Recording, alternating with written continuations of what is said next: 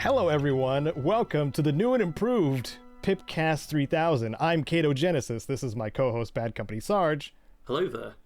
And this is a bi-weekly podcast that happens every other Sunday, 10 a.m. Pacific, usually, and now has two new homes. In fact, it's been moved from my main channel and also is on Spotify. So there is a PIPCAST 3000 dedicated channel now. This will be the last episode that appears on my own Caedo Genesis channel, and instead the rest of the episodes will be on the PIPCAST 3000 channel. I hope that is clear. I'll do like a separate video thing to let you guys know this, but it's probably about time for the PIPCAST to move into its own home. The podcast is 5 years old. It's time to kick it out of the house and tell it to get a job. Yep. So that's the thing that's happening, which means this is also a hey, hello, how you doing to those who are listening on Spotify. Editing Caedo cutting in here really quick just to implement the upsetting news warning. Because of our two news topics, we do talk about the Microsoft stuff that has been happening the last couple of weeks. It's overall not a positive topic, but worth discussing all the same. But if you're already at your mental limit, which I understand, and you want to relax, you're welcome to use the timestamps in the description of both the Spotify and YouTube side to skip ahead to the main topic where we go over the metamorphosis of the PIPCAST as well as the metamorphosis of Fallout throughout the years between Interplay and Bethesda's hands. What has changed, what has improved, what has backstepped a little bit, and all that fun stuff. So, on with the show. Thank you to the Wasteland Legends, Sven and Rose. The patrons are still supporting, this channel as well as the main channel, as far as I can tell, and I'm appreciative of them. Sarge, would you go ahead and pick one of the the things, the comments that people, yes, those that people left. I don't remember words. Immersion. Yeah. At Shaggy Dog Inc. says, with new update on Xbox, load screens do seem double the length. I don't know if it's just me, but it looks like NPC lips aren't matching their voice. The animation seems 1 second faster than the voices coming out. Just wanted to say you guys are amazing. I love this podcast. Two different energies there, but I definitely appreciate the second half. Yeah. And yeah, the first half is in relation to the Fallout 4 Next Gen update, which I feel like most people on console found it to be an improvement, but there are cases where people are being like, oh, I'm not so sure about that. But with them saying, I don't know if it's just me, I'm pretty sure, didn't you, Caedo, be like, oh my god, the load times are so long? And then we're like, oh wait, have the load times always been long?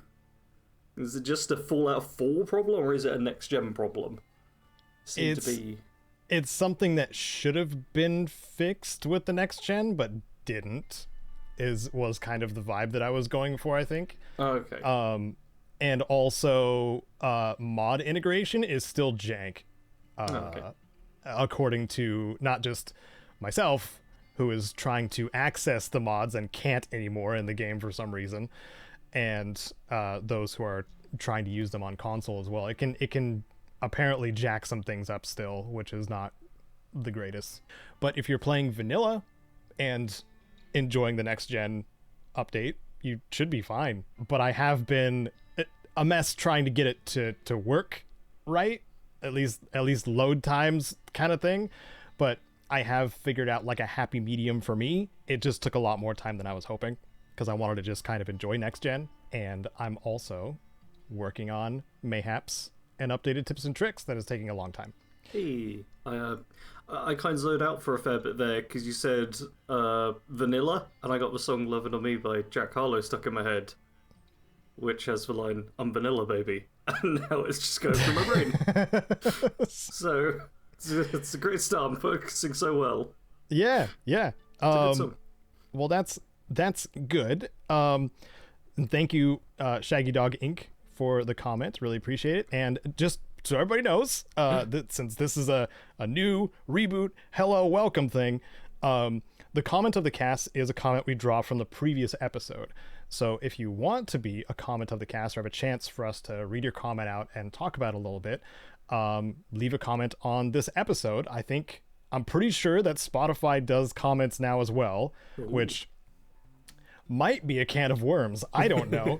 But you're welcome to leave a comment if you can. And if it doesn't work for you on Spotify side, you can go to the YouTube side and comment there. We'll be looking at both. So yeah, that's how the comment of the cast works. And thanks again. So, how about the news? There is bad news, and there is less bad, in fact, maybe even good news that we want to talk about for the news topics, and then we'll jump right into the main topic, which is more of a happy 5 years, we're way out of date kind of thing.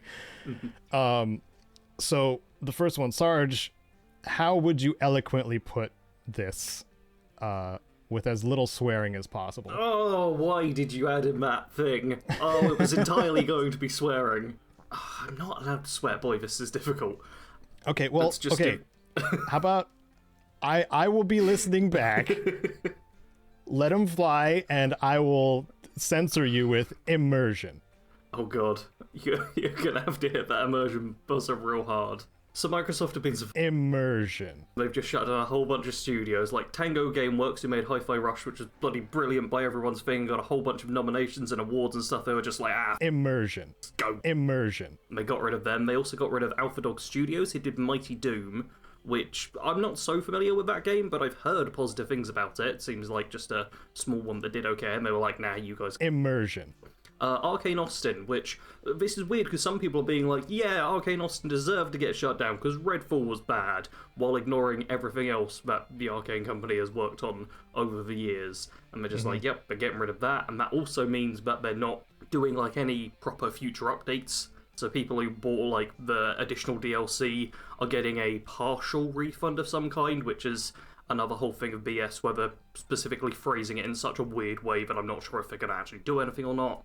And one studio they didn't technically shut down is Roundhouse Games, where they're making them join ZeniMax Online, and Roundhouse has just kind of been a supplementary studio, so to speak. So it kind of makes sense they're sticking around, but a lot of people have pointed out that why did they just fire all these people when other studios who are owned by Microsoft are looking for people? They could have just like transferred people over. There were so many different ways to do this. Microsoft is also a multi-trillion-dollar company that's been reporting record high profits, and they just shut down a bunch of studios. And I've seen so many dumb comments and Immersion. people who have wrote them, because I even had one person being like, oh, this is how they keep the price of the games low. And it's like, no, if you shut down the entire studio, you don't get a Immersion. game. So I guess technically you're right, because it costs nothing, because you get nothing done. Immersion. That about sums it up, Sarge.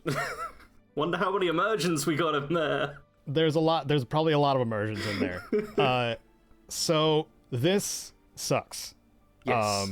Some parts I wanted to add to this were, yes, Redfall was bad. Like, there's no real question of that. Even the developers were kind of on board with that sentiment. Like, they didn't want to keep... Some of them didn't want to keep working on it. No. But Microsoft apparently was adamant up until now of sticking to Redfall until they literally killed it. Yeah, the companies above them have just been like, no, make all these terrible changes to your game, make it more complicated, make it so that it's harder for you to develop, and then it came out and was like, boy, you guys made a bad game, why'd you go and do that? Doesn't matter, you're gonna fix it, just keep going ahead, go fix it. Did we say fix it? No, we meant get fired. That's what we meant when we said fix it. It's especially awful because they're asking a studio that's specifically skilled in making immersive first-person experiences and asking them to do a live service format. Yeah. And it's completely different.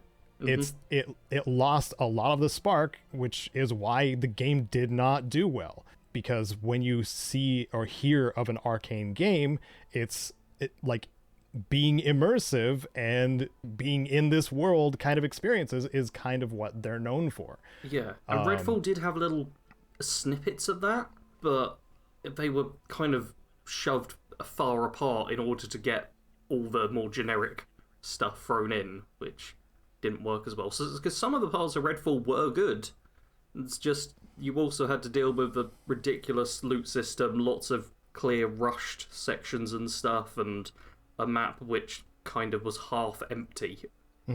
Yeah, and I believe up until Redfall, Arcane Austin was also responsible for Prey, which was great, and also parts of Dishonored.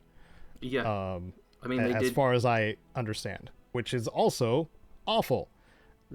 Which means like this whole situation with studios is incredibly volatile. Like if they if even they're demanded to continue working on a game that is effectively not going to work out, and kind of everybody saw it except for, I don't know, executives, I guess.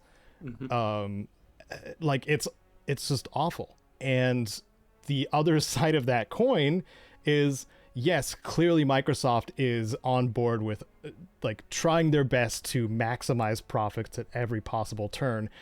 And unfortunately, it's developers and studios that are getting cut just to make the numbers increase, which is so backwards. Yeah. Like, this would be understandable if Microsoft was, like, on a downward slope, if they were losing money like crazy, if they had to make harsh cuts. But they're not. They've just been like, well, these studios... We don't know the exact finances, which is a bit annoying, but presumably these studios weren't making their money back, or maybe just weren't making enough money for Microsoft to be happy, so they just went with the chop them all off option. Or investors happy too. Yeah. Which this is the part which hurts the most. And I believe it was either Alana Pierce or the Spot On crew on GameSpot. Both, I recommend both of their takes on the situation because they're much more knowledgeable. Alana Pierce in particular, because she's a dev too. She works at Santa Monica as a writer. But more of the like nothing is safe now either. Yeah. Like, no studios are safe, because over the last year, Hi-Fi Rush has gotten multiple rewards. We're talking about Tango Gameworks now, and was recognized by Microsoft talking heads that it did well. Yeah. And yet, Tango Gameworks got taken out too. So, again, no one is safe. Hey, what happens if Avowed doesn't do well this year? Obsidian gets axed, obviously. If it doesn't make enough money, it can be got rid of. That's a very real possibility now this year. And I hate saying that. I mean, yeah. What happens if any of In Exile's new IPs don't do well? Same deal. Yeah, why would they keep In Exile around? They're not making a pay-to-win sort of game. They're it's not. Ridiculous. Yeah. Get rid of them. They're both In Exile and Obsidian are working on single-player experiences as opposed to live service. Can't milk players for billions of dollars worth of profit. That's not good enough. We'd only make a small amount of millions if those games did well. Yeah, and that the Hi-Fi Rush one hits me particularly hard because you remember, Sarge, how much I was geeking out about how fun, how good, how pure of a gaming experience Hi-Fi Rush is. And now that franchise is in flux. And it may never resurface. Yeah. And that really sucks. In both scenarios too. Like, we're probably never going to get a Prey 2 either. Unless, another side of Arcane, like Arcane Leon or something like that, takes over. And Sark, which is a possibility, but Tango Gameworks didn't have that situation where there was another Tango studio somewhere. They're just kind of gone, and that was the good game studio. It's really frustrating. Yeah, I also linked a little tweet thread thing that Jeff Gardner, who was the ex-project lead at Bethesda and now has his own game studios, Some Wicked Games, who put a lot of angry tweets out about all of this. Oh, I bet. Because, he very briefly, I want to say, was under the whole Microsoft thing. I'm not sure if he left before or after the Microsoft purchase, actually, but pretty sure he's happy he left now. Like, real happy about it. Yeah. Because he points out in a tweet, this definitely puts all the other remaining studios on serious notice, says, does anyone here think Arcane wants to make a games-as-a-service game? Come on, and then apologises to the one of the people who worked there, who doesn't anymore, obviously. Also put a little quote, which is, Microsoft just posted the third quarter of its 2024 fiscal financial results. The software maker made $61.9 billion in revenue and a net income of $21.9 billion during Q3. Revenue is up 17% and net income has increased by 20%. Yeah, that's big increases too. Yeah. This is a company which was doing amazingly well, and then they were just like, well, why don't we get to a nice round $100 billion in revenue? Let's just see if we can do that. And it is ridiculous when, like, the entire games industry is angry about this.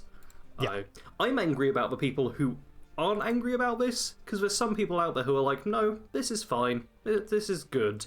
Well, I did want to mention this to listeners and watchers. If you're someone who likes to just consume product or enjoy product when it comes to games, I should have mentioned this ahead of time. Like, we want you to be pissed about this. This is something that is going to get worse because we keep buying in and just ignoring this kind of thing. And I understand mental bandwidth. Boy, do I understand that, especially the beginning of this year for me. Yes.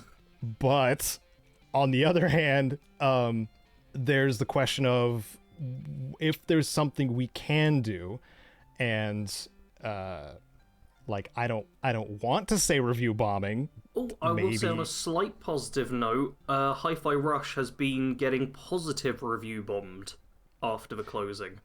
That's great. Which is kind of a cool way to be like, hey, this game was great, what are you doing? Yeah, which is a good idea to do, by the way. Yes. I'm glad you took that away from me because I didn't know where it was going to end. But also, I couldn't think of something that we could do about it that would be simple and straightforward besides just like dropping my Game Pass subscription. Because honestly, I have no like, if somebody else knows, like, leave a comment on like how to, tell Microsoft to stop being stupid and making massive acquisitions and then dropping the studios that are cool. Yeah.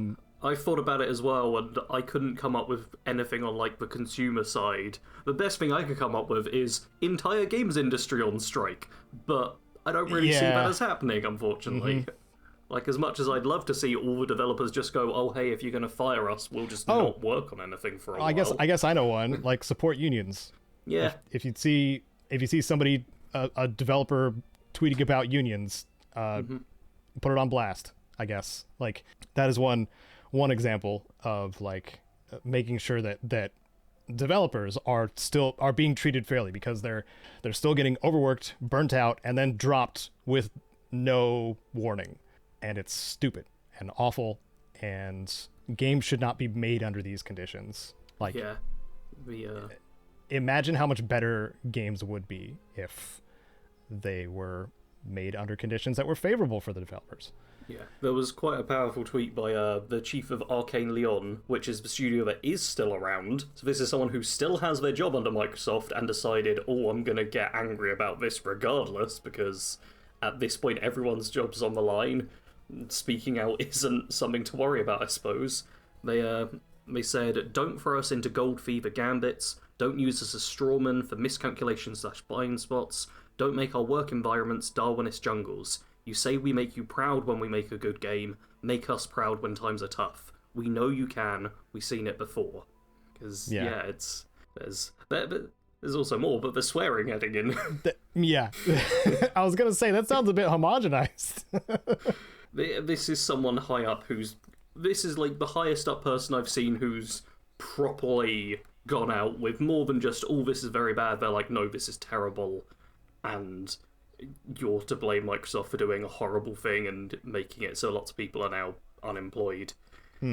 Basically, all this sucks. Without ranting too much further, like, I also know, and Alana did like go against this sentiment, but there are also really great indie devs out there that are making great games and proving that it's possible. But on the flip side, like she was saying, there are indie studios that are banking on their game succeeding and they're not. Yeah. So I guess the importance here is just awareness, I suppose, and also like calling out the BS when you see it.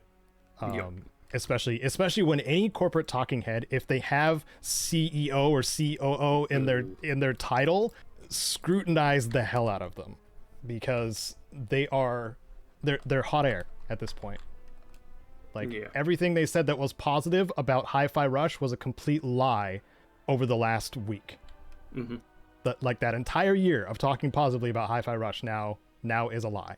So just to put everything in perspective, and please, can we move on to the next topic? Yes, sorry, Caedo. If anyone is after more angry and even angrier shouting about that, I did make a video, the title of which I can't say on the podcast. You said the F word a lot. I said more than the F word. You said the immersion words. Yep. So if you, I know sometimes it can be cathartic to hear people just be angry about a thing you're angry about. Mm-hmm. I get very angry in that video. So if this wasn't enough anger for you, there's more out there. Yeah. But yes, on to the positive thing, the Starfield update. Yeah. I know you're very excited about this, Caedo. I am. Sarge, you have no idea how excited I was when I saw this. Over the last several months, since this is the reboot episode and not many people have listened back to previous ones likely, I was adamant about wanting Bethesda to add freaking maps, city maps to Starfield. Like, it was the one thing that I was just like, why isn't there any? And a lot of people shared the same idea, where it's like your mind was blown in how if you were like fairly new to the game, like you just had to follow signs, and sometimes the signs wouldn't even lead you to where you want to go. But now, instead of the weird grid like bump map kind of thing that they had for the local maps, now in Steam beta right now is the next Starfield update, which includes city maps with an increased amount of markers that show all the businesses and stuff like that from your scanner view. Yeah, the scanner view thing is the thing I particularly love about it. Mm-hmm. Not having to go into a separate map and just being able to boot up the scanner, which you use all the time anyway. That I genuinely do like. Helps really a lot with the flow of things. For sure. It's immersive. And I was very excited when I first saw that, because that was the main thing I wanted. I want to describe what things look like or how to get to things to players, but how the frick do I do that if the map just looks like a blue sheet just laying on top of a couple of mountains or a couple of hills? It looks so much better than it did. And like I knew they were capable of doing that, because Skyrim's map is a perfect example. Like that is very close to what the Starfield local maps now look like. Is like Skyrim's map, but now generated based on where you are. So that's cool. Some other things that they talked about, though, were a bit more surprising. I did want to mention that they're going to have like pretty fairly customizable difficulty options. Yes, which, this I love. Yes. I have talked for a long time about difficulty options. Because, I've never been... Like, I understand that the standard Bethesda, very easy, normal, hard, very hard difficulty, where it's just a damage scaling, that is useful. Like, I don't particularly like it, but it is the case of, okay, if someone's not particularly good at a game, they can just turn down the difficulty. If someone is particularly good and knows, like, all the tricks and tips, they can turn it up. But it doesn't change the experience. It just makes it more accessible, which is good, but it's also a bit boring.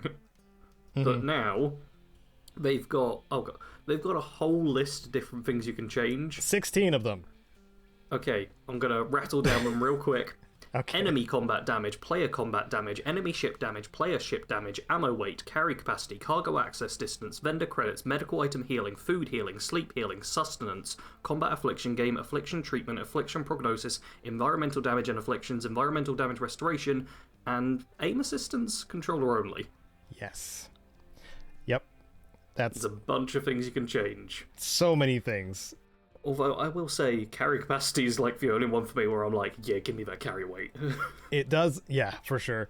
It does show like the XP modifier too that you get, per change to each of these settings, which is a smart choice too. Which it shows visibly what the trade-off is for choosing these options. Yeah, if you want to level real quickly, you can just turn on all the difficulty settings up a bunch. Yeah. Although interestingly, I've already thought of a way to exploit it, because obviously if you're flying around in your ship and stuff, and just max out carry weight, or put on highest difficulty carry weight, ammo weight, medical healing, food healing, sleep healing, basic like on foot damage and stuff, that's not going to matter when you're in your ship, but you'll probably get like a 50% XP boost or something. So if you really want a min-max experience, this update will make it quite easy to do so, as long as you're willing to jump in and out of menus. Oh, I take it back. There's 18 of them? 18? Yeah, I just scanned to another screen of the gameplay options, and the aim assistance was on the bottom. 18. That's the one you read. Okay, yeah, I guess it's 18 of them. Yeah. Not 16. Yeah. I will say I like this as a general idea, but as someone who literally the last thing I played was Fallout 4 survival mode, I'm not sure how much this is really going to change how the game feels. Yeah. Like, I think it is good, but there could be more. Yep. We have been spoiled by Fallout 4 survival mode, so if anything is like pulling punches in comparison, we're just like, no, give me psychological damage.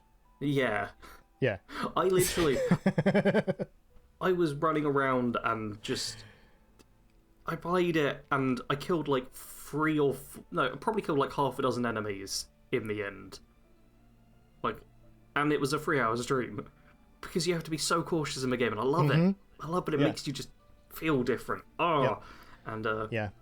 But if I remember correctly, like when I was streaming my survival character, he was Grogmech, the barbarian robot man. I made sure to level up to like 12 or 15 before I started streaming. Oh, okay. Because your momentum is so slow in the first like 15 levels or 20 levels. I kind of love that. It's great, but for watching purposes, I'm not entirely sure. I don't know. But you are entertaining as just a streamer too, Sarge. So you have that. I hope that people benefit. enjoyed it. Also, the British accent does help. That helps too. Oh, should I go the other direction? Does this guy have a British accent? What is this? Should go in either direction. It's just an accent. Like, specifically going for the accent rather than the voice as well. Like, if people want to compliment my voice in general, fine with it. If people are like, oh, you're from Britain, are you? It's like, no. There's so many different accents here. Sure, you can I like enjoy your one, accent and your voice? I mean, I can't stop what you enjoy. I can just complain about it. Okay. Well, if it's better for you, then I will just say I like your voice. Okay. Outside of that, we also got interior decorating for ships. It should have been at the start of the game as well. And it should have. It absolutely should have. You're right. Yeah. The whole shipbuilding thing is probably the thing that Starfield does the best in the game. I do think this is, because now that you can get these empty habitats and you can customize them how you want, that is brilliant, but I do think it's going to add even more to the fact that you can't really do much in space. Like, you fast travel around to places, so there's not really much of a reason to just be inside of your ship a lot of the time. Yeah. Which is a bit of a shame. But you can make it pretty now. Yes. Which is good. Also, I feel bad because I haven't like fired up Starfield with the Steam beta. I don't know if this applies to the Starborn Guardians, but I'm pretty sure it does. Which means you could have a bed in a Starborn ship, which is pretty important. Yeah. Because otherwise the ship is just a cockpit and a couple storage things and a door out. Yeah. I mean, it's only a few days till this update goes live. So true. Yeah, it's the 15th. May 15th. It's scheduled for. So, yeah. You know, I'm planning on booting it back up and seeing what it's like, because I don't have the game on Steam, so I wouldn't be able to play the beta anyway. Yeah. One other thing they mentioned changing is when you go into New Game Plus, you can now, as well as just going through and I'm doing this spoiler-free, hence I'm being a bit vague, but going through and doing all of that, you can change your traits and appearance and stuff a bit as well, which is nice. Because we didn't have that before.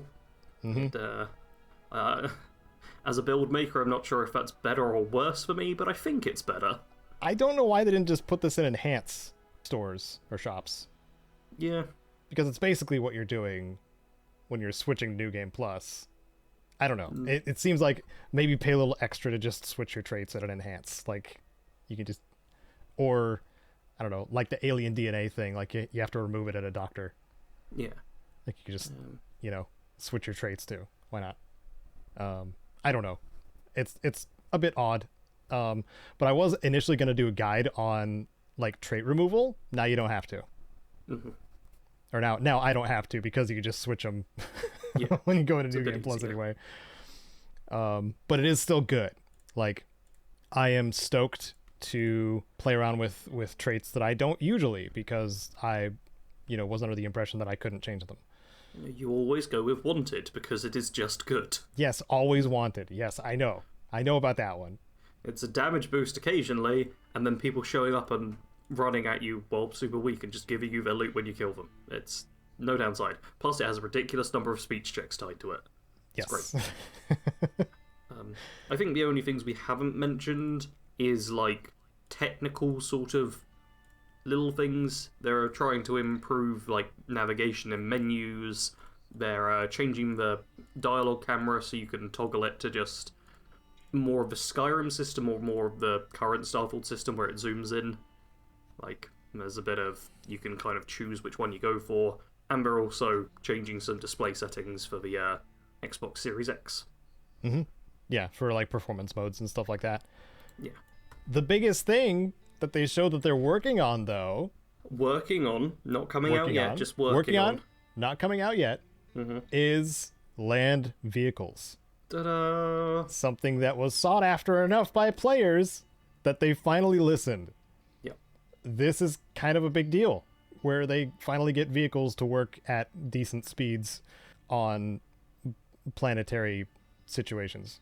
I don't know, maybe because there's only so much environment that shows up on different worlds, or maybe there's going to be some limitation on, like, if the flora is dense or something like that, you just can't. Like, I still wonder if that's going to be a thing. Yeah, we'll see how it is, but I feel like I've got two big problems with Starfield which stop me from enjoying it anymore, and one of them is to do with just, like, moving around the place, how it's 99% fast travel, and the rest of the time very slow, just running about, and this at least gets rid of, like, a quarter of that problem. Yeah. The other one's unique/legendaries, which I don't know if they'll ever fix. We're both mad about it. Yeah. So. I'm going to be doing, like, a review on this, and I already basically could script out the entire thing, I feel like. I think I'm going to be like, yep, this is a bunch of good stuff, but they've not changed the things I care most about. Yeah. Yeah. Just hone it down a little bit. And also make the uniques unique, please. Yeah. Get a dictionary, open it up to the U page, read what unique is. That's all you need to do, Bethesda. That's all I want. Yeah. It's not that hard. At least it shouldn't be. No. Yeah, so that's kind of what we got on the Starfield update. But maps, obviously, that was the big one for me for, like, current update stuff happening. So thank goodness they finally did. It's only been like half a year. Yeah, I was expecting updates to come out a bit quicker for the game. Yep. It's taken a while. Yep. Well, you know what else is taking a while, Sarge? Oh man, I'm normally so good at these tangents. Us doing stuff. You're correct. The PIPCAST has been going for 5 years. Oh god. We're episode 131. I was a young man when we started this. You were a young lad, and now you're an old lad. I'm ancient. How quickly times change. People look at me in the street and go, ooh, who's that old man with the grey hair and the walking stick and the bent over, hunched over back? I'm like, I'm Sarge. Back in my day, we had a podcast. I don't know how to do an old person voice. I kind of went with Ghost. It's pretty close. Ghost voice and Grandpa voice are about the same. When we first started this podcast, all the way back on February 3rd, 2019, even a little before that, because there was the PIPCAST 3000 that I started with Tony Mo initially, and then I asked him for permission to use the name again. and start publishing it on my channel, because we kind of stopped, after the initial burst of Fallout 4 fun stuff happened. It just kind of trailed off. But then I found Sarge, and I was like, hey, you want to do a podcast? And I can't remember what you said. I said, no, I will never do that. You're never going to make me do over 100 episodes of a podcast. I will stop you, I believe was my quote. And then we made this into kind of like general news, gaming news kind of show, where we were a lot of the time talking about Fallout 76. Yeah, I mean, well, originally it was Fallout 4 with you and Tony. Then we started, and 76 was the new game on the block. So we talked about 76 a lot, and then we were like, oh, let's talk about Fallout generally. And then it was like, oh, we'll have a few episodes here and there where we're not talking about Fallout, but other Bethesda stuff. And now it has become, we'll do like a couple of news topics, then just talk about something tangentially related to Bethesda in some way. Yeah. And so, like, I've slowly been retooling the intro as we go because of that. But that's also better, because it's more of a in the wheelhouse kind of thing, as opposed to a very like specific thing. Because if you, I've seen like other podcasts do this, especially with like the Fallout show that just came out. Like somebody was doing just a Fallout show like discussion per episode kind of thing. Yeah. Well, the Fallout show only has 8 episodes, so your podcast is probably only going to have 8 episodes. If you want to do just a short little self-contained thing, it's good. But seeing as we've done 130 previous episodes of this, and this is the second iteration of this sort of thing, we have so many dead horses to beat. Yeah, we only got started. If we still limited ourselves just to Fallout, we'd be struggling so much at this point. Yeah, for sure. We've had episodes in the past where we've struggled to come up with a topic, and occasionally just been like, okay, we'll just talk about this one specific niche Fallout thing because neither of us can think of anything better. Yeah, that's we come back around, is what you're saying, right? It's like, oh hey, I enjoyed doing this stuff. The channel's not going anywhere anyway, so I guess I'll just go back to what I enjoy. Yeah. I am struggling so much on that aspect, so much. But I've circled back to Fallout 4 for doing at least a little bit for Fallout 4. Like I'm still personally, like, it hasn't hooked me yet. Yeah. And partially it's because like I have done Fallout 4 to death, similar to like Skyrim in some senses. Like I mean, I so get that. The most guides I have on a game is probably on Fallout 4. So I was planning on making a Fallout 4 Ultimate Beginner's Guide. Then I made 2 character builds and I was like, I'm kind of bored. I have since made a 3rd character build, and I will say going into survival mode, that actually has been fresh and fun, which is why I like survival mode. Even within like the same game, it makes it feel different. Because it's like a completely different mode. It's great. You approach everything differently in survival mode. Yeah, but normal Fallout 4, I'm already at the point of being like, I don't want to be making too much on it anymore. I made like a few videos already. I'll just stick to the streaming of it. Now, this isn't to say, don't misconstrue my exhaustion with me hating Fallout 4. God, Caedo, why did you say Fallout 4 is the worst Fallout game? We probably won't get that many angry comments about it, but I kind of wish we did, because Fallout 4's great. Caedo, why do you hate Fallout 4? What's wrong with you? That's when we need to have like Will Strife on the line, and he'll be like, no, I hate Fallout 4, and then hang up on him. Because he was pissed about the loading screen thing in Next Gen. I mean, I'm pretty sure the last time I talked to Will, I don't blame him. It was on one of the podcast episodes, and he was already looking into like super granular details of Fallout 4 and getting annoyed about stuff like that. He's got a bone to pick with Fallout 4, which is fair, absolutely fair. I want to make that clear that it's okay to critique Fallout 4. However, it's got negative points. However, there's the things I've critiqued about Fallout 4, like again, just like my guides have been kind of done to death. Or me playing Fallout 4, I guess, have been kind of done to death. It's the legendary system, which ruined a lot of things for me, and also the just where Demolition Expert is located on the perk tree. That's mainly it. I will say the legendary system, I don't dislike it as much as I used to, simply because I've seen how much worse it can be. Oh, dude, yeah. With like Okay, 76 and Starfield, I'm like, well, this is bad. But it's like the difference between someone like punching you in the arm and repeatedly kicking you in the groin area.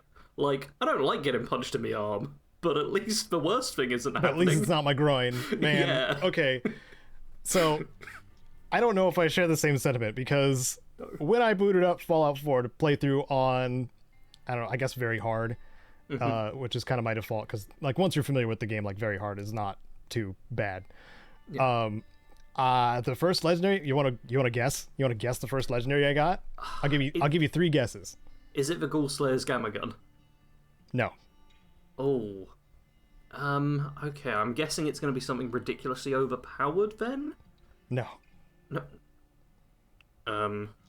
Okay, I'm kind of at a loss. If it's not the Mimi weakest weapon or something ridiculously overpowered, I don't know. mean, There's so many options. Those were like polar opposites. Yeah. So it was a pool cue. Oh, okay. The effect doesn't matter. It was a pool cue. But what if it's instigating? That would double the damage and make it as good as some other melee weapons. Ah, yes. Like so a sledgehammer, probably. Oh my goodness. Yeah. So the problem that I have with the legendary system reared its head immediately when I started playing again. So I'm still there. I'm still a little salty because like we have the guaranteed spots in Diamond Sea. By the way, people who are listening, like you'll hear this a lot. We talk about the legendary system so much. Yeah, we both have very similar opinions about how unique should work, i.e. they should be unique, and we'd like it to be that. It's a real simple opinion, honestly, but yeah. We want handcrafted over generated loot. Yeah, I have been working on like a TTRPG that I've been writing for probably over a year now. These things take so long. And I've been working recently on like the whole uniques and not legendary system, but customizable loot and stuff. And it's really not that hard to do it in a kind of straightforward way. I think out of the Bethesda games, Skyrim does the best walking the line between the two.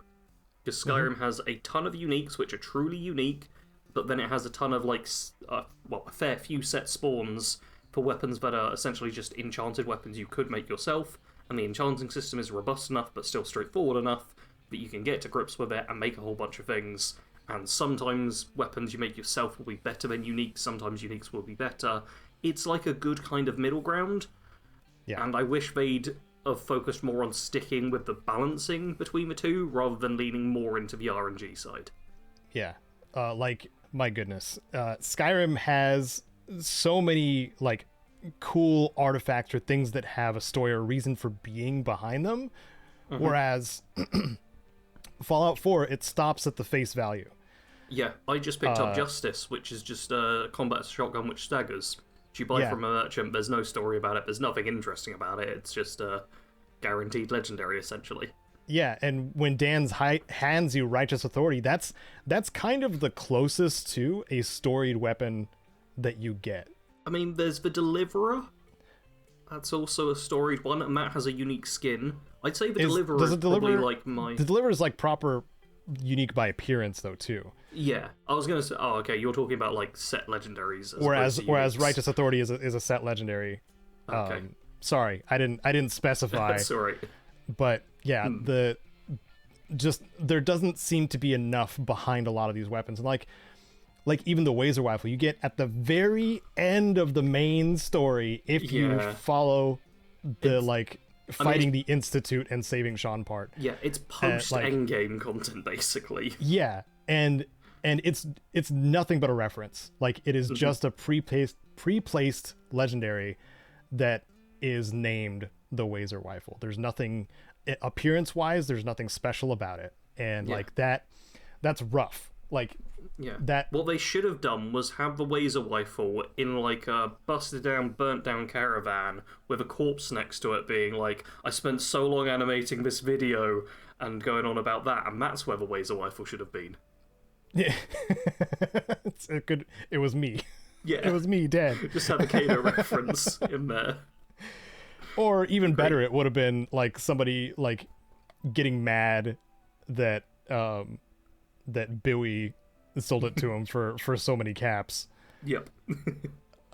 Something funny like that. Like just a little nudge, a little wink. Like Fallout 4 needs more of that, and not so much the looter shooter generated crap. But we have talked about that a lot, especially when it comes to 76. Yep. So and we'll no doubt talk about it more in the future, so make sure to follow the podcast if you want us to inevitably complain about Unix. Look forward to my Cyberpunk rants too, which will be, they may become a little less because Cyberpunk is now kind of done, but yeah. I mean, I'll be going back to Cyberpunk soon, I'll work reasons to talk crap on it. During episode 2 and 3 of the very beginnings of the PIPCAST 3000, we talked about how Fallout has changed within the main titles and the spin-off titles. I want to see if we either retrace our steps or we are thinking differently now that you Sarge, you've played Fallout 1 all the way through. I have. I beat Fallout 1, and I did it perfectly, the exact way the game wants you to. Everyone should watch my video to learn the correct way to play Fallout 1. The only misstep you made was not taking Bloody Mess. Yeah, should have caused more violence. You should have killed the Overseer at the end. Yes. I only wiped out a few settlements along the way. It should have ramped that number up a bit. Yeah, so over time, what I guess the overall question is, the PIPCAST has changed, but over time, the changes to the Fallout franchise and games, which changes, I guess, come to mind as good changes and or bad changes? Something that I think is a good change, but a lot of people will disagree with, is that not quite the genre, but the type of game has changed over the years and hasn't always stayed the same. Like, it's easy to see, like, Fallout 1 isometric style RPG, Fallout 4 or whatever, 3D open world RPG sort of thing. They're very different just on a pure face value level. But the fact that not only have the games tried several different things, like Fallout Shelter is like a vault management sim, 76 they went online with a survival light sort of MMORPG. I personally really appreciate the fact that they're willing to not just make the same game over and over again, so to speak.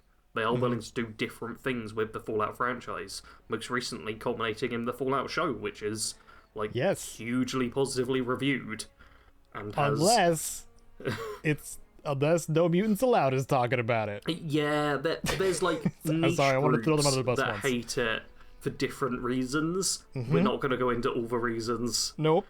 And like some of the reasons as well have been explained. Like some stuff where it was like, oh, this seems like it's an incorrect lore thing, that they've been explained. And at most it's like, oh, okay, that should have been shot a bit differently to make that clearer. Like, the genuine complaints are super minor stuff.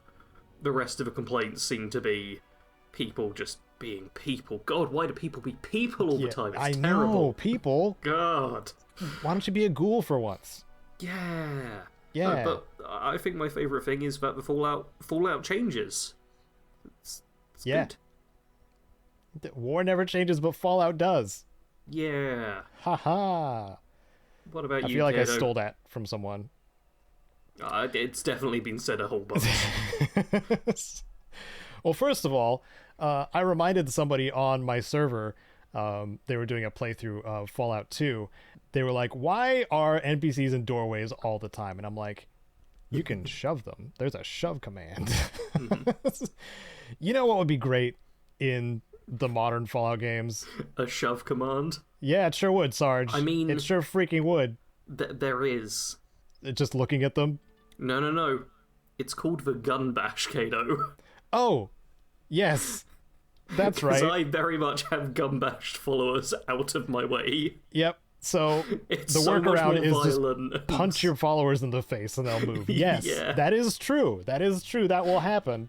It's still technically in there. For the most part. It just feels so much worse doing it. Does that work on Codsworth though? I've had Codsworth with me for this little bit.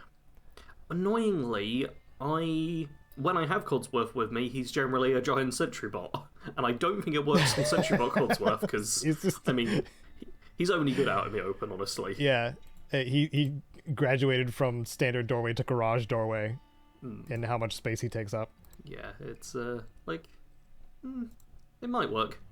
That's why I don't know why I always default to it, but I often default to just having them use the rocket propulsion legs. Yeah, just because it is the best one to go for. Yeah. Like if you I haven't geared out Codsworth. Yeah, I haven't geared out Codsworth just yet, but like, yeah. Anyway, push command or shove command, just something to get them out of the way. Because for NPCs, if you just stare at them, yes, they will back up too. Like that's been a thing since Skyrim. But it takes time. And it doesn't work on all of them. Like Dogmeat especially, he just looks at you. He wags his tail though. It's great. He does. He's such a happy guy. But when you want him to move out of the gosh dang way, the best way to do that in Fallout 4, besides gun bashing or punching them in the face, is just commanding them, like at range or up close, to just go stand somewhere else for a while. Which also makes their AI stupid when it comes to combat encounters. So, like, I don't know. In Fallout 4's case, it's so much more needlessly complicated just to get something out of your way. Whereas in Fallout 2, if they were in your doorway, you just right-click to the cursor, hold left mouse button, go to the shove icon, and just shove them out of the way. It was so much simpler. Yeah. Another one. I mean, we already went over uniques. Yeah. Out of all the games in the franchise, New Vegas did it best. I don't think we agree on that. That's a stretch at all by saying that New Vegas did it best. Nope. So if you're looking for the New Vegas fanboy statements, there you go. Please enjoy. There's lots of things I liked about New Vegas besides that, but that was one of them. Yeah. And just also the variety of weapons for each play style, as opposed to very much being weighted in the side of firearms, which is largely what Fallout 3, 4, and 76. Well, 76 did a lot of melee and unarmed stuff. Yeah, 76 melee is actually really good. I feel like all of the games have some kind of definitive power rankings between which sort of playstyle is best. But I feel like at least with New Vegas, no playstyle feels like genuinely bad. I'd maybe say pistols in New Vegas. It's been a while since I've played. I seem to remember pistols feeling a little underwhelming, but I'd need to go back to New Vegas to actually play. I want to say pistols and handguns are among some of the most powerful. Like if you build that direction, because the cowboy perk exists, which includes revolvers. So I forget that it includes revolvers. Like I remember the melee side of it, but I forget that it includes like the cowboy weapons, which is really dumb of me. Yeah. I want to say it's like a weird revolver count though. Like oh yeah, that gun is included in the cowboy perk. So yeah. There's ways to do it. I will insult the classics real quickly. Ooh, do it. Let's fight. Classics. I'll say that I think the classics, just through the way that gameplay works at all, very much kind of focus on like melee being the optimal way to go. I'd say melee's just better because, you know, it's just easier to deal with. Hit percentages are kind of a pain. Melee's nice and straightforward. Making a strong melee build is a bit more simple, at least, than making a strong ranged build. I think it's just a bit more straightforward. Like, I don't think it's a huge thing, except for in Fallout 2, where the Temple of Trials is 100% like melee focused. Yeah. I did get a comment the other day of somebody, I think it was on the Temple of Trials guide, just being like, no, all you gotta do is just like run through and stuff like that. You don't gotta tag melee at all. And I'm like, well, First of all, it was a suggestion. If you are struggling with the Temple of Trials and want to get to the rest of the game, tag melee or unarmed. You will get through faster. Yeah. And with minimal deaths to ants and scorpions. Yeah. That's a suggestion. That's Guide Caedo being like, yeah, you can play whatever you want, for sure. But it feels like Fallout 2 was very much focused on pushing you towards melee. Yeah, and it's not mandatory, base skill stats. Yeah, base skills. Excuse me. Base skill stats are lower than they are in Fallout 1. Like, that's just how it is in Fallout 2. Your base skill stats are lower because you're a tribal, not a vault dweller who is trained in things. So you have more reason to tag one of the two, melee or throwing. I wouldn't really suggest tagging throwing, though, because it doesn't get good until way later. But yeah, just I want people to get to the rest of the game. That's all I want. I want more people to give Fallout 2 a chance. In order to do that, it is easier by tagging those skills. That's the main argument. That was more of a side rant than anything. But I will mention too, to argue your point, Sarge, people need to know when to run away too in Fallout 2 if they are running away. Never run away. Fight to the death. Because if you don't, Sarge, and you run into melee range of 3 dudes with combat shotguns, you're gonna get auto-fired to death immediately. Yeah. I do actually have some bad experiences in the past attempts of me playing Fallout 1, possibly Fallout 2, of me trying to run away from enemies and them just shooting me while my back is turned. Yep. Using like doorways and entrances and like cover points are like way better, because the enemy AI is very simplistic in the classic games too. Like, they will follow you around corners and stuff like that, and then you can use that to your advantage and not burn all of your AP getting to them. To then punch them a few times in their weak points, or like ruining their arms or something like that, so it reduces their accuracy, and then running back.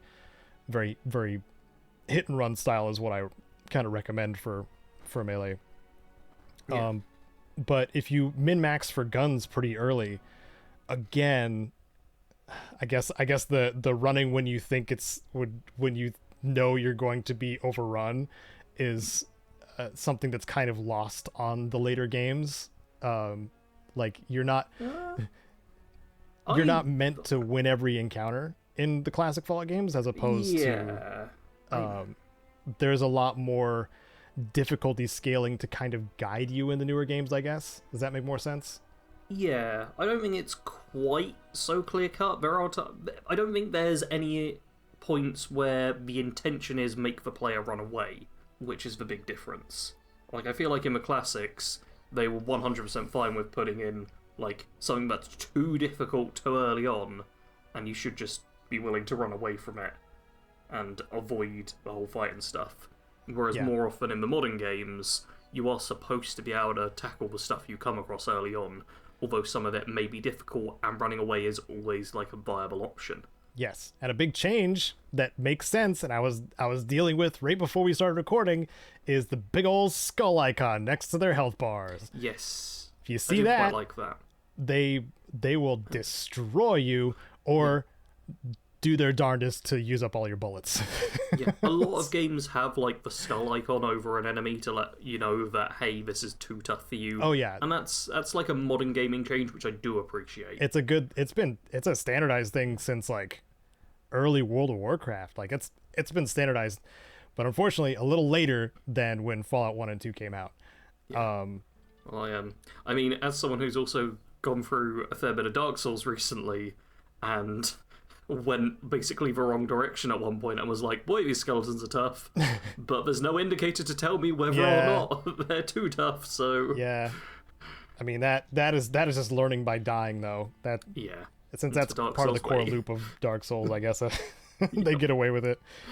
That was one of the interesting things I found that kind of evolved in a positive way, I guess, in Fallout 3 onwards, is just kind of guiding the player a little bit better on like where to go and stuff like that, and the encounters not being, I guess, as random and aggressively random, I guess. I don't know. yeah, what other changes? I know I did write down some of our points from before. You did? Iron sights were impossible in the first two games. I mean, it feels crazy to me that Fallout 3 didn't have aiming down your sights, and then New Vegas did. Because those two games, in terms of like gameplay and stuff, are so similar. Yeah. But just that tiny little bit of extra time that it got to New Vegas, they were like, we're able to look down the sight of a gun now. Which is just like such a nice thing. You've put here sprinting. The fact it took until Fallout 4 for there to be a sprint button is crazy. Yep. I will say I love a lot of the changes to both action points and like radiation, how it covers your health bar a bit now as well. Yes. And that was in such a good survival mode, change. your action points get a bit of a red bar in it too. And because action points are now split between sprinting and VATS, you kind of have to make a decision there. Do you want to be a bit slower so that you can have all your action points ready for VATS, or do you want to run around but accept that you won't be able to just get into VATS straight away? Like, it's a good compromise. I like it when games give me compromises I need to make. Yeah, and it's a good combination of old versus new as well. Yeah. Especially with the radiation thing, because like in the classic games, you only have the combat log to tell you if you're dying from radiation. Yeah, I still have no idea how bad my radiation poisoning potentially was in Fallout 1. I didn't even explain how it works in the Glow guide because it would have taken up a huge chunk. And I just probably didn't feel like explaining it when I was going over. So basically, if any of your attributes, strength, perception, etc., if any of those attributes hit 0, you die. So it lowers your attributes. And what heavy radiation poisoning does is it does lower your attributes as it goes on and gets stronger, basically. Okay. So if you get heavy doses of radiation poisoning, then you start getting ticks of reduction to your special attributes. And then, of course, once one of those hits 0, especially when you're traveling and stuff like that, when time passes really quickly, you'll just die on the spot. All right. And the crazy part is, like, if you don't go to the Glow prepared, especially in the very first game, like no Rad-X or anything like that, like just being on that map for a few minutes real time, you might be already dead. You just don't know it. Oh god. Which really sucks. Which is I'm why glad I did a guide some on medicine with me, because I really wasn't so sure. I just saw the combat log being like, you've been irradiated, you've been irradiated, you've been irradiated, you've been irradiated, and I was like, I'm leaving. So the huge trick for this one is 2 Rad-X's will make you immune to radiation for a solid amount of in-game time. As long as you're not reading books or resting, you'll just be immune to radiation because it puts it up to 100. I feel like I took 2 Rad-X's because I wasn't sure if the first one did anything. Yeah. Then it kept being like, there's radiation, so I left anyway. Yeah, it's plus 50% rad resistance, so two doses makes you immune, or close to One thing immune, I'm going to say as well, the clarity on what effects do and stuff. Yes. Because that's something I do not like in the classics. There's a lot of things where you just don't know exactly what a thing does. Like, you can guess, like, a radiation poison, these sort of effects, you're like, well, conceptually I understand what should happen here, but I don't know what actually is going on. It's just told me that I'm irradiated or told me that I'm poisoned. Let me see, since I have it here, let me see if I can dig that up really quick and tell you what the devs intended for us to read. Ooh. The Vault Dweller's Survival Guide that came along with the game. It goes over your interface bar, your cursors, your skill decks, your action points, damage, world map, something, other stuff. I have a feeling that radiation is in here somewhere, but this is the thing I'm trying to explain, I suppose, is the developers expected us to at least give the game manual a glance when we would get Fallout 1. But I don't have a game manual. And you do in the install folder. Oh. Boy. Yeah. Man, we get PDFs like of them Fallout now. 1 is older than it actually is. This This feels like something which should have been made in the 70s in my brain. but it's just a case of gaming has come a long way in a short time. Yes, we've advanced so incredibly fast. But the thing is that like most people who pick up a classic game don't immediately, go for the manual. I had just like right before Baldur's Gate 3, I had played through Baldur's Gate 1 and 2. You think I read the manuals? No. I mean, I've been running off memory, dude. But like there was so much stuff I still didn't understand properly. The amount of like magic mitigation spells in that game is absurd. I don't like early Dungeons and Dragons rules. Come at me. Oh no. I swear anytime I hear someone talk about like D&D rules before 5th edition, it's either defending something which is ridiculously overcomplicated or complaining about how stupid some rule is. This was like 2nd edition. Oh god. Which is what Baldur's Gate 1 and 2 are about. And yeah, there were too many spells to juggle when it came to like resisting things. Like I was so exhausted by trying to have the right spells by the end of the DLC. I cheated and beat it anyway. Anyway, aside from that, Fallout fortunately is a little more approachable than Baldur's Gate 1 and 2. I will say that for a fact, because the key difference between the classic Fallouts and the classic Baldur's Gate games is Baldur's Gate is real-time with pause, and Fallout is turn-based, where you have time to think about things. And you're not exploding while trying to shuffle through your spells to, respond. But the other benefit to that is just there's all of the things that you kind of need to know are either in your character sheet or your inventory screen. Your HP and your AP or armor class are on your HUD and AP bar and stuff like that. Like once you start playing around with it a little bit, I feel like, I guess you should speak on this more, Sarge, because like how easy was it to digest going back to Fallout 1? I was confused a lot. Okay. Yeah. I don't have this experience with isometric games. Like, that whole kind of genre is not something I've messed around with. Like, I've played games from that time, but not this sort of game. So, okay. I knew enough basics to work out how to attack things, how to talk to people, do that kind of stuff. And I vaguely knew about the skill dex thing, although that was very much trial and error. Like, the main thing that I cut out of the video I made was just trial and error. I spent so long trying to work out how to, like, do different things and what does what. It's just hard to learn. Just, if you don't have experience with it, it's difficult. And I know it's the same for people playing, like, modern games, which I'm so used to, where you wazzed around the place and everything, where if you're just not familiar with it, it's always difficult. And I think that's something which is never going to be solved, honestly, because when making a game, you need to make it so that people who know the basics of your whole control system aren't bored to death at the start of a game, but also so that people who aren't familiar with this can get enough information that they can play.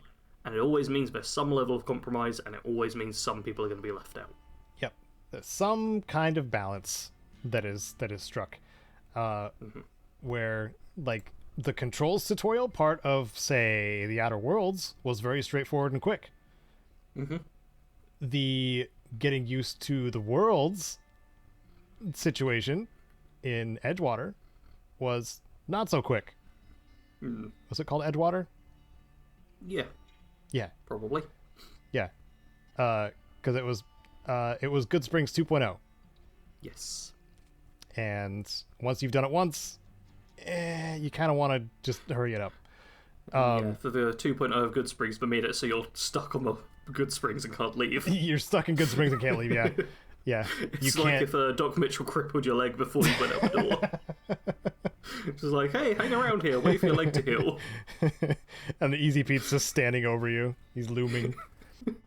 Just dynamite already lit in hand. Yeah. But you also have some that can be, I don't know, fun while you're in the midst of kind of learning things, which I would argue in the favor of the Fallout 3 tutorial, where there are aspects of it that you can skip during the Vault 101 section, but also there's decisions you can make that can also affect things much later on. Yeah. Which is kind of a fun mix. But again, if you want to get to the wasteland, you're going to be in there for like, at least if you're going normal time wise, like you're going to be in there for at least a half an hour or so. Maybe 20 minutes to a half hour, 20 minutes if you're like skipping dialogue a bunch. But yeah, what would we consider I feel like Fallout 1's probably the game that I now appreciate the intro most of. Because you just get started. Yeah. You do. I don't like having to like spend time or waste time doing on things. Fallout 1, you have to fight through some rats and get out, and then you can start going. Yeah. Like, if the rest of the game was more designed to be freeform, I'd probably appreciate it even more. Yeah. But Fallout 1, while it is open world, does kind of want you to go a rough path. At least at the very start. In the case of Fallout 1 though, like there was the hill or the hump of getting over like the controls and figuring out that aspect. So I don't know. I honestly don't know if there is a perfect answer besides when Aaron Hansen talks about Mega Man X, but you also only have so many buttons to work with, and he gushes about how perfect the first level of the game is because it teaches you all of the things you need to know. But he's also a big fan of Mega Man X, so could be painted that way in his opinions. You know what? Final Fantasy IX has the best intro to any game because it tells you about stealing mage meshes. That's important. Yeah. That's what I'm going with. That's my answer now. Okay. So out of things that changed though, like we went from Interplay to Bethesda in who held the IP, and with that change we got isometric to 3D. Do you think overall that this is a good change? Like just the isometric to the 3D aspect? I mean, yeah, of course I do. I don't like isometric that much. It's not something I'm used to, whereas 3D is something I enjoy. That's like saying, oh, this thing used to be spoken word poetry, but now it's a book. Do you think that's a better thing? And I'm like, yeah, I like books. I don't like poetry. Yeah. Maybe this is more one person, it's more one for the I don't know, the commenters then, I suppose. Yeah. I will say it really is like dependent on the individual. I think for the success of Fallout, it was 100% the right thing to do. Yes. Because think about the most popular isometric games these days, and there's not that many. They do more than just that, too. Yeah. I mean, Baldur's Gate 3 is a huge exception to many rules, but when it comes to like dialogue and cutscenes and stuff like that, like the camera's just up in there, like it's you're there talking to these people and interacting, and then when combat breaks out or when you're exploring and stuff like that, that's when it's, you know, top down isometric. Yeah. And speaking as someone who's not played Baldur's Gate 3 but has seen a lot of it because of the internet, 99% of what is shown is not the isometric stuff. Correct, because it's easier to market that way. Yeah.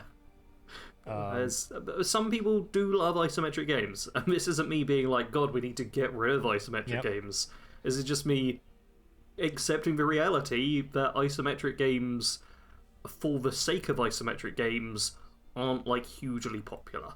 They've got their crowd, but they need to do something special rather than just, you can make like a first-person shooter sort of game, and it immediately will have like a bigger market audience than an isometric game, just regardless. Yeah, first-person perspective is easier to perceive what is going on because you're only looking through one point of view, whereas, you know, on a tactical map of any kind, you see so many things on the screen you sometimes don't always know what to focus on.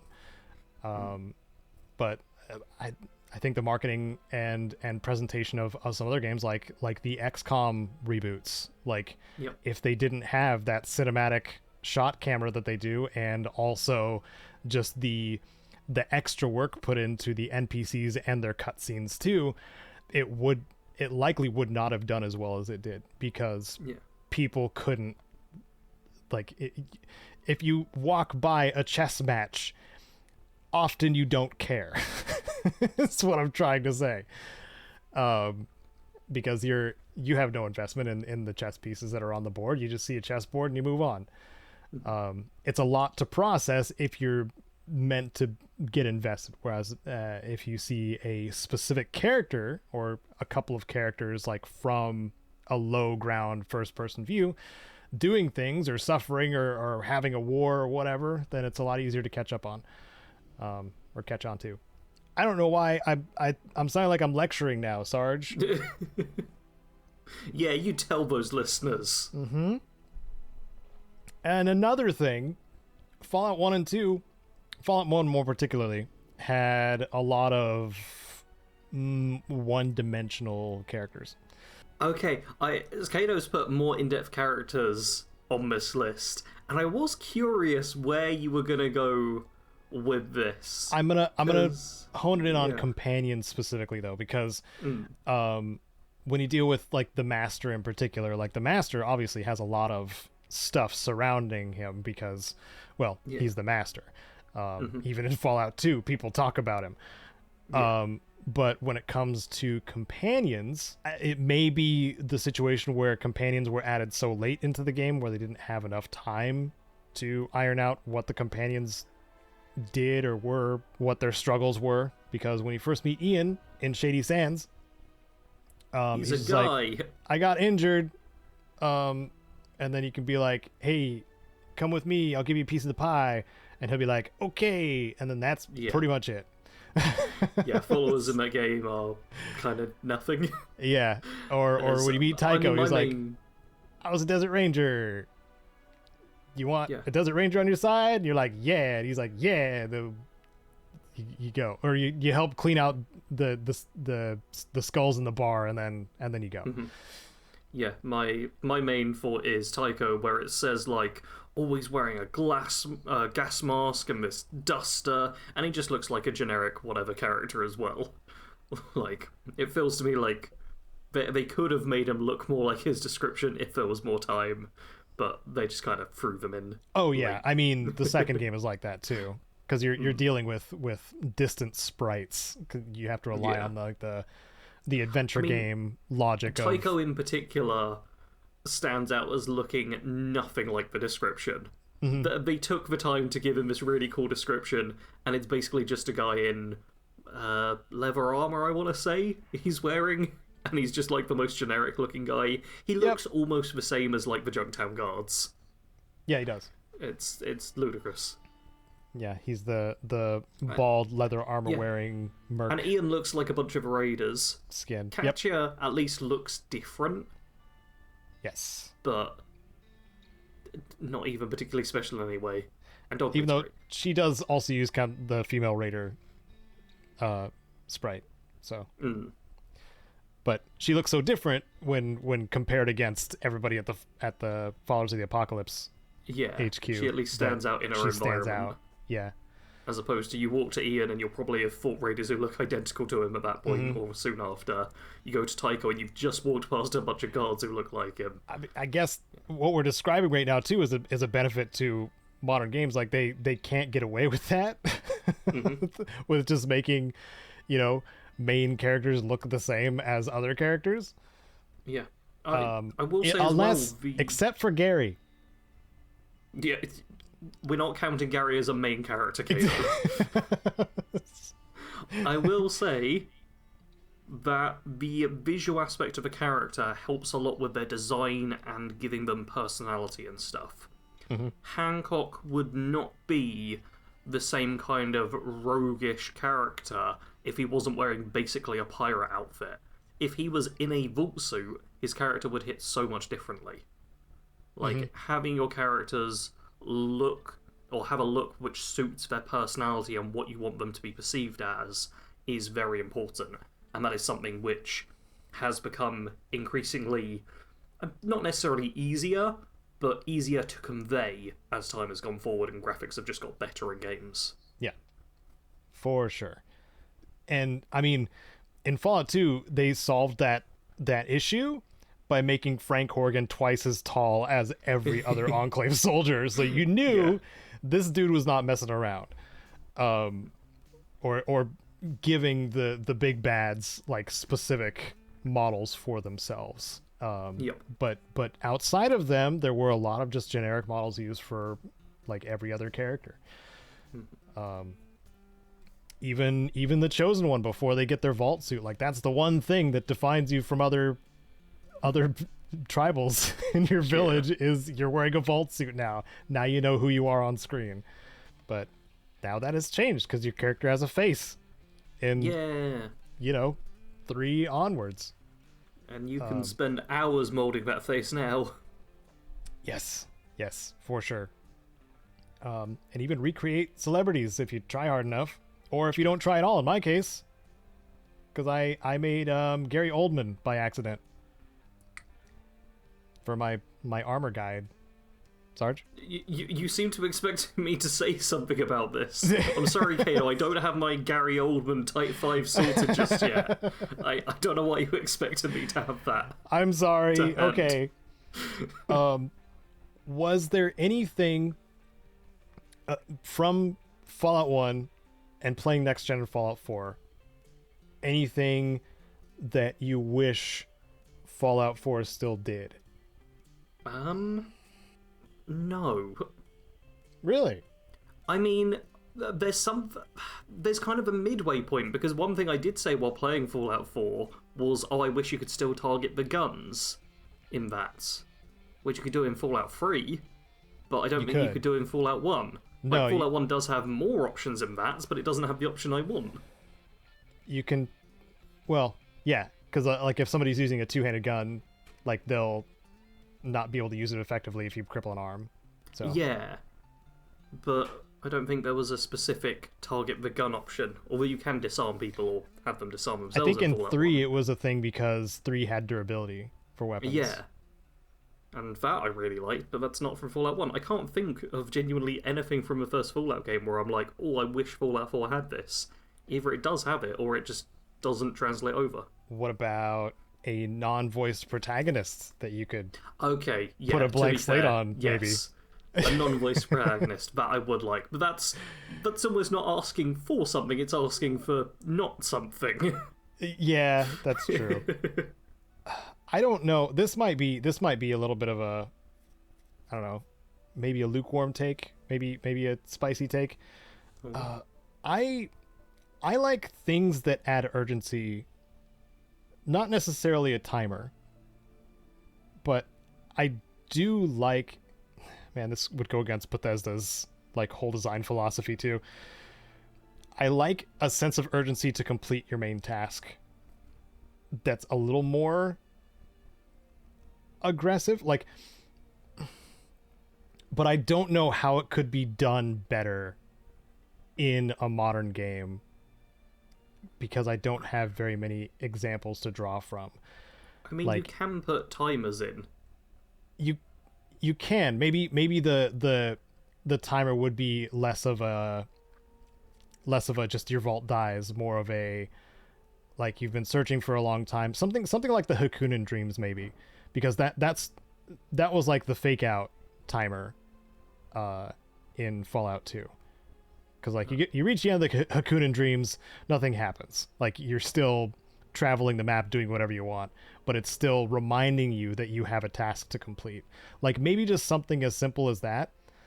I mean, I can go back to my own writing again, where I have like toyed around with the idea of a timeline, and if players take long enough, then things will happen in a different way. Yeah, but it's hard for me to talk too much in depth about that. It's the making an entire topic about it. The perfect situation. Okay, Necropolis. After you leave the vault in Fallout 1, Necropolis survives for 3 months. Mm-hmm. After that 3 months, no, it doesn't. I go there. It survives for a day. Sorry, what? Carry on. Did you kill them all? No, yes, maybe.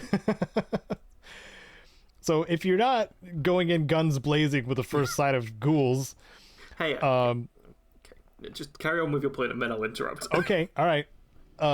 So there's a 3 months timer where the super mutants will wipe out Necropolis. Then it's as simple as walking in and grabbing the water chip if you want to. But the trade-off is you're reminded that, oh no, something else bigger is going on in the wasteland. Something like that. Like, imagine in Fallout 4 if you went to... Oh, it probably shouldn't be Diamond City. Diamond City would be insane. But imagine if Bunker Hill, I guess. So it's essentially the hub for like caravans in the inner city and stuff like that in the Boston wasteland. If you are going into Boston proper when you're on your way to find what happened to your son Sean, if you are somehow guided to Bunker Hill and don't make it there in, I don't know, you can go through and do things pretty quickly in Fallout 4. So I say like 2 weeks, 3 weeks, something like that. If you don't make it in that time, in that in-game time, something awful happens to Bunker Hill, like synths attack or something like that, like something you could have prevented probably, and then it reminds you, hey, these guys are a threat, they may have something to do with my son's disappearance, and then immediately set you back on the path you're supposed to be going on. As opposed to if you don't do that, or if you get to Bunker Hill in the time allotted, then everything is fine, and there are some hints and clues that lead you there from the people there that are still alive. So yeah, I mean, yeah, Fallout 4 is event-based rather than timeline-based. The actual date on the calendar never matters. But you can change the entire main story to do that. Like, chasing after Kellogg and stuff, and the Brotherhood arriving directly after, you could instead just make it so that the Brotherhood have a set date where they will arrive. There are actions you can take to increase this, such as siding with the Brotherhood and doing their patrol. But you could also, like, slow it down in certain ways. Yeah. Or even have it where, like, if the Brotherhood arrive like long before you go to Fort Hagen, then Kellogg has disappeared, and you have to just search for clues, and you never get to like confront him in any way. Yeah, so this is my timer hear me out kind of argument for Fallout 4. If something like that was like, yeah, you can go mess around and explore the open world, you still can do that, but there is a certain amount of urgency put on the player. Like some NPCs or locations will change due to your inactivity in the main story.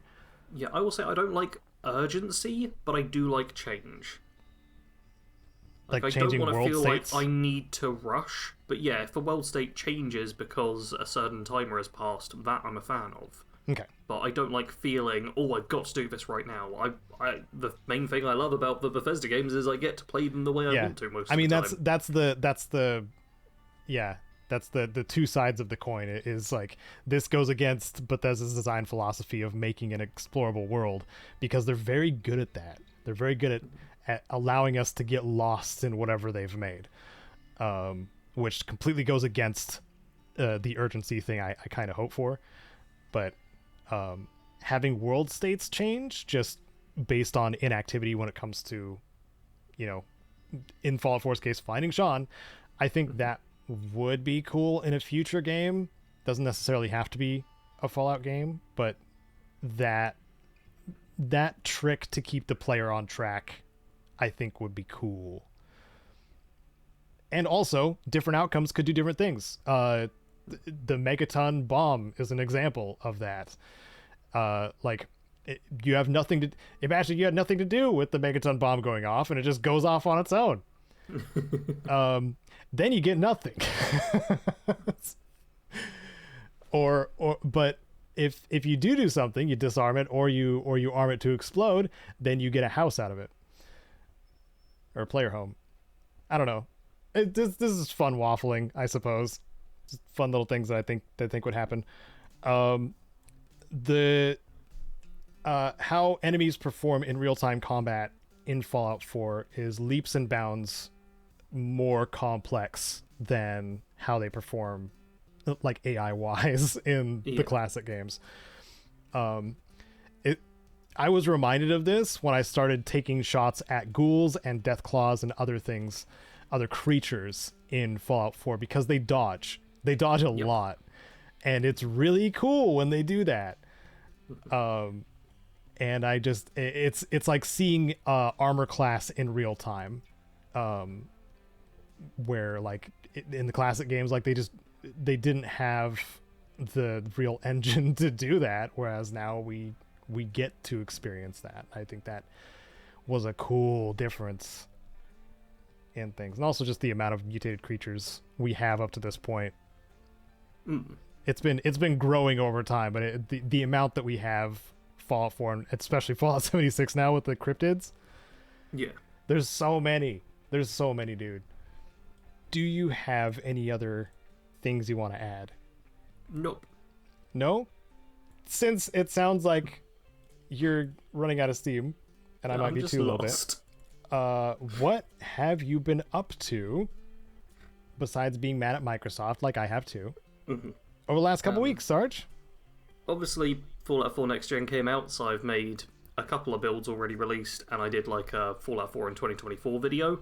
Have I done other videos besides Fallout 4? No, it's been Fallout 4 the past couple of weeks. And actually, by the time this comes out, it will have a Shadow of War video. Because I've uninstalled Shadow of War now. I wanted to do one big thing to kind of finish off before I uninstalled it, because it takes like over 100 gigs, and I obviously need space for Starfield to try that out. So, I can say the title. I made the title a bit more PG. I tried to shame all the orcs in Mordor, is a video I've made. It's the shortest in my I Tried series. But I'm really enjoying these videos. They let me do like fun little things inside of RPGs and then edit them down in an interesting way. Like I tried to get good at Dark Souls, I tried to finally finish Fallout, and now I tried to shame all the orcs in Mordor. I love the series. It's go on. I mean, it's a great title for a series too. Are these ones doing okay, or they're not doing particularly well? Oh, okay. So like I make them because I want to. Yeah, okay, yeah. Yeah, and like, we need to none have of the that content too. on my channel's like guaranteed views these days. Like builds, I'm going back to builds, and they're going to get views here and there. But yeah, I'm kind of all over the place on what does and doesn't get views, to be honest. All my Fallout 76 and 2024 videos getting closer to 100k. Ooh. And it's now down to 77% like to dislike ratio, which I think is the lowest on my channel. Oh no. But it's getting views. Yay! Yeah, besides those two, I've been playing a lot of console games. The only one I'm going to talk about here, though, is Battlefield 1, which is great. It's one of the best Battlefield games, but it's old, so I can only ever find like one server now, and there's some things I don't like about it. And I was like, oh boy, I have to wait ages to get into matches. There's often lag, despite me having better internet than I've ever had before. And I had to do this one mission where you have to get 5 kills in a match while laying prone behind the sniper shield, which is the worst gadget you can get as a scout. Because what it's supposed to do is, like, protect you from incoming fire. What it actually does is narrow your field of view to a tiny little, like, pinhole you can aim through, while also making it so that you have to stay perfectly still while doing your sniper stuff, which means you can't really play the objectives properly. And getting 5 kills in a match behind that is surprisingly difficult, because you'll also have the case of people will just shoot you because you're laying still and the sniper shield deflects like one shot and then is destroyed.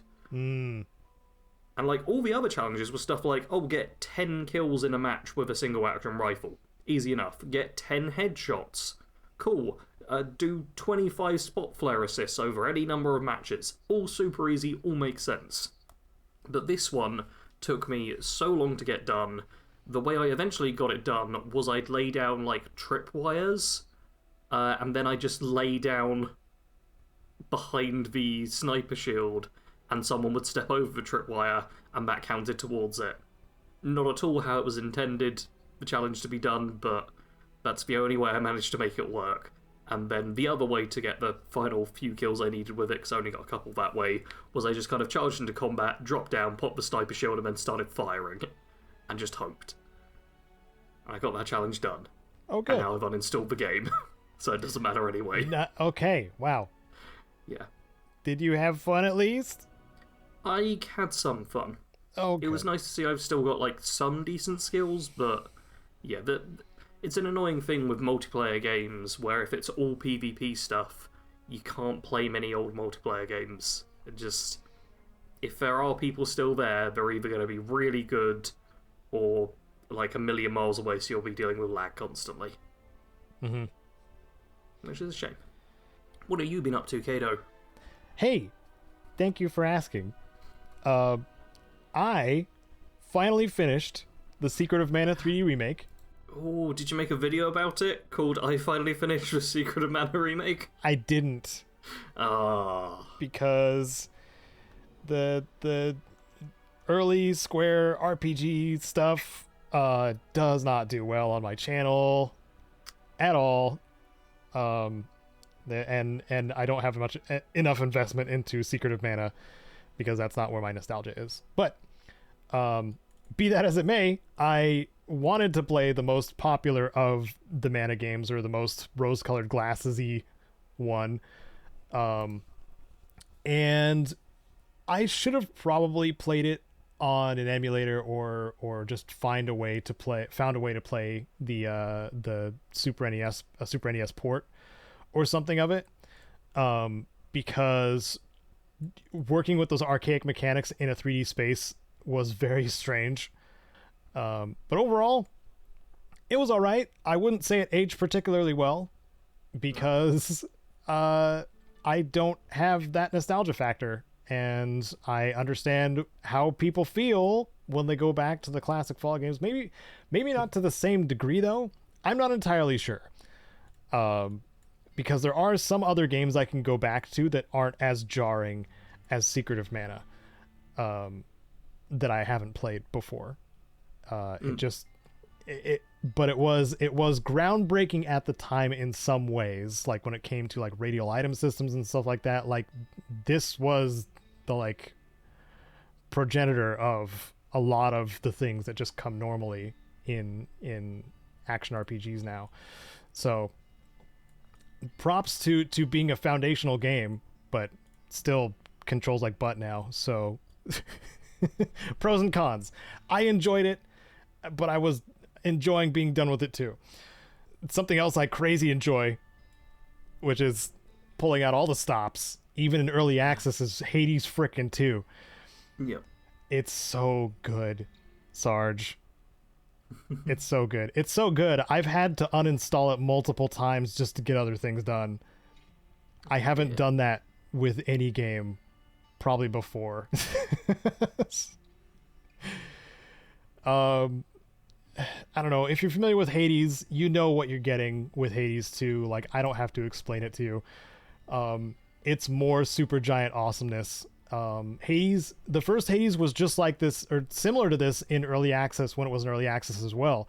Like, it felt so polished and tight to play, and run after run it was interesting. The amount of dialogue that the characters had between each other was still kind of ridiculous. But Hades 2, they are so much further into development in early access in this game than they were in the first Hades. There's at least 5, maybe 6 zones to run through. There's 5 out of 6 of the weapons already available. They all have different aspects now, or again, I guess.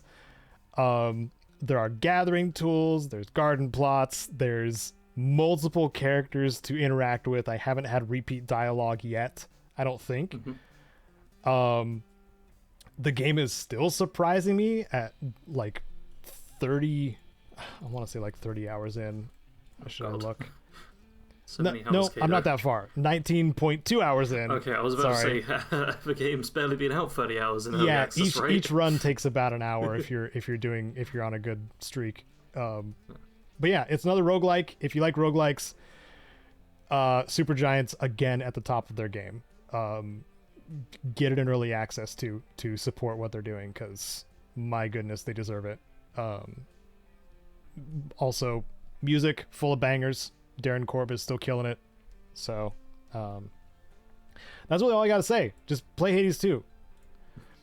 Xena Warrior Princess is the final thing I've been doing. I've been watching Xena Warrior Princess because I saw that it was on Amazon Video, and I was like, I need something cheesy and nostalgic and just fun to watch, and Xena Warrior Princess ended up being that for me. It's as goofy and cheesy as I remember, which is excellent. You know, in this case a good thing, and some of it aged pretty freaking well. Also learned through a little bit of research that Lucy Lawless is an ally, which is still also freaking cool. So, you know, another bonus on top of the and a lesbian icon, or Xena is a lesbian icon. Anyway, cool show. The interactions between characters, the quippy one-liners, the cheesy sound effects that you would get in something like Power Rangers are all there. The very interesting choices when they do special effects too were very interesting, because they did some of the like weird claymation, almost stop motion-y kind of stuff sometimes. Other times they did like forced perspective or green screen stuff. Like, it was an experimental time for TV shows too, which made it even more fun to watch, I think, because then I could point out like, oh, what are they using here, kind of thing. It's just fun. Just a fun time, and that's all I recommend. Sarge, I haven't heard your Korean soaps very often, your Korean crime dramas. I mean, no, I started rewatching a bit of Inspector Coup, but I want Anna to watch it because it is so well put together. God, the cinematography of this show. We've been recording for 2 hours. I talked for 2 hours about the shots in the first episode. I'm not going to, but at one point, they've got the characters kind of up in a corner, and they're going through like, the the detective's discussing how she think things have happened, and you're seeing like a shot-in-shot sort of thing. It's really difficult to describe without also having the visuals of it. But there's basically like, okay, so this lady's putting out posters of her husband who's gone missing, and the poster is like flying on the screen, and then in the unrelated shot where they're in the cafe, she reaches down out of her own frame, grabs the poster in the air, and then looks at it, and it's so well done. It is incredible, and I forgot how good the cinematography is, because what I remembered was the plot, which is also great, and the characters, which are amazing, and it's so good. But I've actually got Anna watching My Hero Academia, which she's got really into, and we've got 5 seasons of that to watch. But then I've got so many different Korean shows to show. Her and her friend Rosie also saw that there's a show called Chicken Nugget, where a woman gets transformed into a chicken nugget, which they're obviously desperate to watch. I also want to get them to watch Flower of Evil at some point, because that's actually technically a romance show, which is not something I'm into, but which was incredibly well done. I have started rewatching a bit of Stranger as well, which is very interesting. It's a bit more of a slow burn one, and I need to get them to watch Beyond Evil. What have you done, Caedo? I kept my part so short. Why did you bring up that? What have I done? Well, I've been playing Secret of Mana 3D Remake. We can't repeat this cycle. Okay, well, we'll call it here then. Thank you, everyone, for watching and listening to the PIPCAST 3000. Please leave your comments below for a chance to be a comment of the cast, where you become a topic for a couple minutes or so. And hopefully it's going to be a good one, because I was definitely all over the place when doing this, even though we have an outline right in front of our faces. The transition of the PIPCAST 3000 is happening, like, this is the last episode that's on my main channel. So if you are here and want to continue listening to the PIPCAST 3000, you can find it now on Spotify, PIPCAST 3000, and also the channel PIPCAST 3000. We have both PIP cast, like a podcast, Thank you to the Wasteland Legends, Sven and Rose. I'm Caedo Genesis, and of course, I'm joined by Bad Company Sarge, and you can find our info down in the description below on either location. Thank you so much. Take care of yourselves. Goodbye.